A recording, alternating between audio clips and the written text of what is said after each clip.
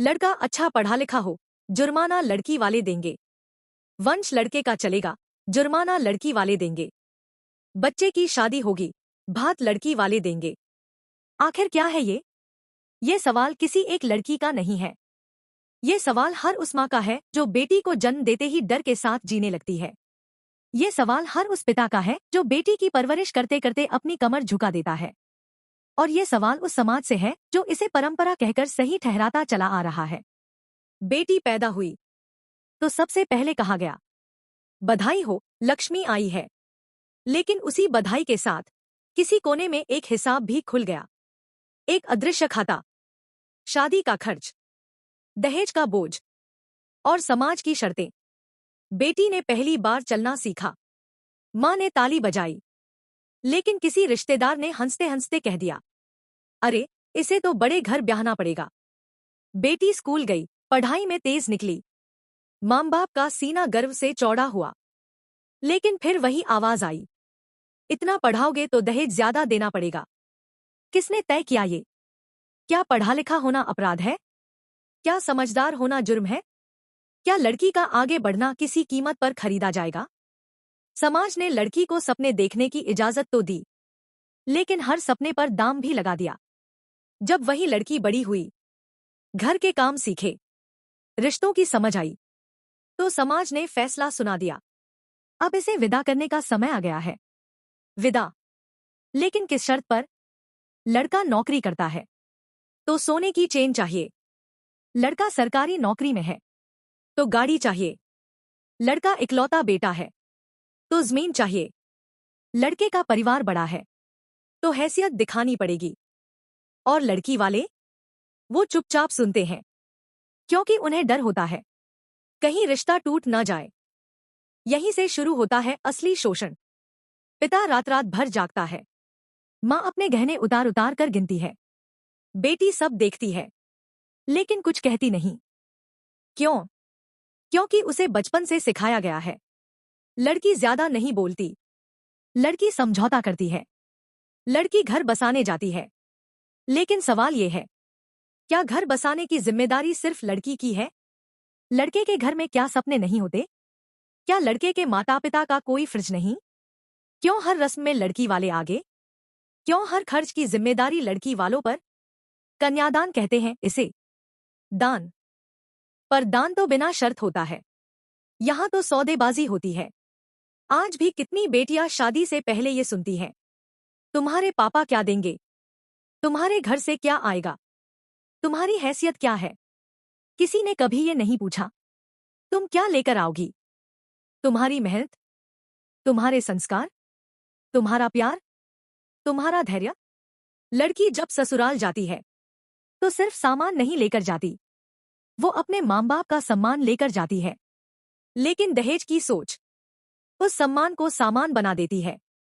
और फिर अगर कम पड़ गया तो ताने शुरू, तुम्हारे मायके से कुछ नहीं आया, तुम्हारे माँ बाप ने कुछ किया ही नहीं। धीरे धीरे ताने हिंसा में बदल जाते हैं, कभी शब्दों से, कभी चुप्पी से, और कभी आग से। अखबार खोलिए, खबरें भरी पड़ी हैं।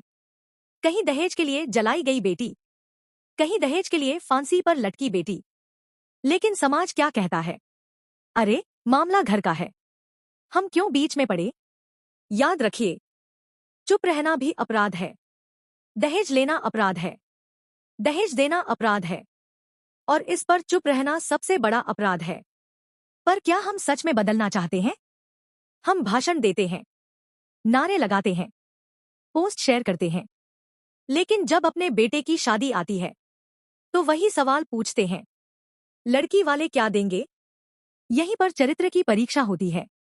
अगर आज आप अपने बेटे से कहें, बिना दहेज शादी होगी, तो शायद रिश्तेदार नाराज होंगे, शायद समाज ताने मारेगा। लेकिन आपकी एक आवाज किसी बेटी की जिंदगी बचा सकती है। अगर आज आप अपनी बेटी से कहें, तू बोझ नहीं है, तो शायद वो सिर झुकाकर नहीं, सर उठाकर विदा होगी। बदलाव भाषणों से नहीं आता, बदलाव फैसलों से आता है। परंपरा के नाम पर गलत को रोते रहना समझदारी नहीं है। परंपरा वही अच्छी है जो इंसानियत सिखाए। सोचिए, अगर हर माँ अपने बेटे को सिखाए, औरत सम्मान की चीज है, सौदे की नहीं। अगर हर पिता ये ठान ले, मेरी बेटी की शादी बिना दहेज होगी, तो क्या ये रिवाज जिंदा रह पाएगा? नहीं। दहेज कोई कानून नहीं है, ये सिर्फ एक सोच है, और सोच बदली जा सकती है। बेटी होना अभिशाप नहीं है, अभिशाप है हमारी मानसिकता। जब बेटी विदा होकर ससुराल पहुंचती है, तो सब कहते हैं, अब ये उसका घर है। लेकिन सच ये है, ये घर उसे अपनाने से पहले उसके साथ आए सामान को गिनता है। पहले दिन मुस्कान होती है, दूसरे दिन तुलना, और तीसरे दिन ताने। भला की बहू कितनी चीजें लाई थी, तुम्हारे मायके ने तो कुछ खास नहीं किया। और लड़की, वो चुप रहती है, क्योंकि उसे सिखाया गया है, ससुराल में ज्यादा बोलना अच्छा नहीं लगता। यहीं से शुरू होती है एक औरत की खामोश लड़ाई। वो सुबह सबसे पहले उठती है, सबके लिए चाय बनाती है, सबका ख्याल रखती है। लेकिन जब उसकी बारी आती है, तो कहाँ जाता है? अभी समय नहीं है। वो मायके जाना चाहे, तो सवाल होता है, इतनी जल्दी क्यों? वो अपने माँ बाप की याद में रो दे, तो कहाँ जाता है?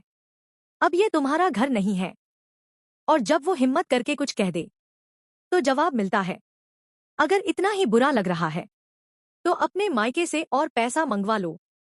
यही है दहेज का असली चेहरा। ये सिर्फ शादी तक सीमित नहीं रहता, ये हर दिन, हर बात में जिंदा रहता है। और हर बार कहाँ जाता है? तुम्हारे घर वाले मदद क्यों नहीं करते? क्या मदद मांगना रिश्तेदारी है, या जिंदगी भर का एहसान? कितनी ही औरतें इस दबाव में टूट जाती हैं। किसी की आवाज दबा दी जाती है, किसी का आत्मसम्मान कुचल दिया जाता है, और किसी की जिंदगी ही खत्म कर दी जाती है। लेकिन समाज तब भी पूछता है, लड़की में ही कुछ कमी रही होगी। क्यों? क्यों हर बार शक लड़की पर ही? क्यों कभी सवाल नहीं उठता लड़के की परवरिश पर? क्या बेटे को ये नहीं सिखाया जा सकता कि पत्नी बराबरी की साथी है, कमाई का साधन नहीं? क्या माँ अपने बेटे से ये नहीं कह सकती कि बहू नहीं, बेटी बनाकर लाओ? सच कड़वा है, लेकिन सच ये है, दहेज एक बीमारी है, और इसकी जड़ हमारे घरों में है। हम ही अपने बच्चों को ये सिखाते हैं, बेटा है तो हक है, बेटी है तो समझौता है। यही सोच एक दिन आग बन जाती है, और फिर हम मोमबत्तियां जलाते हैं, पोस्ट लिखते हैं, और कहते हैं, बहुत बुरा हुआ। लेकिन असली सवाल ये है, क्या हमने कभी अपने घर से शुरुआत की? अगर आज भी आप सोचते हैं, दहेज तो देना ही पड़ेगा, वरना समाज क्या कहेगा, तो याद रखिए, समाज आपकी बेटी की लाश उठाने नहीं आएगा। समाज सिर्फ बातें करेगा। आज सवाल किसी और से नहीं, खुद से पूछने का है, क्या हम भी उसी भीड़ का हिस्सा हैं, जो गलत को परंपरा कहकर ढोती है? या हम वो पीढ़ी बनेंगे जो कहेगी, बस अब नहीं? याद रखिए, दहेज सिर्फ एक रस्म नहीं, ये एक जहर है, जो रिश्तों को अंदर से मार देता है। बेटी को बोझ मत बनाइए, वो घर की रोशनी होती है। और अगर आज आप चुप हैं, तो कल किसी और की बेटी इसकी कीमत चुकाएगी। इसलिए आज बोलिए, आज फैसला लीजिए, दहेज नहीं देंगे, दहेज नहीं लेंगे, और गलत के सामने चुप नहीं रहेंगे। क्योंकि दहेज, ये रिवाज आखिर किसने बनाया? अगर इंसान ने बनाया है, तो इंसान ही इसे खत्म करेगा। शुरुआत आज से, शुरुआत आपसे।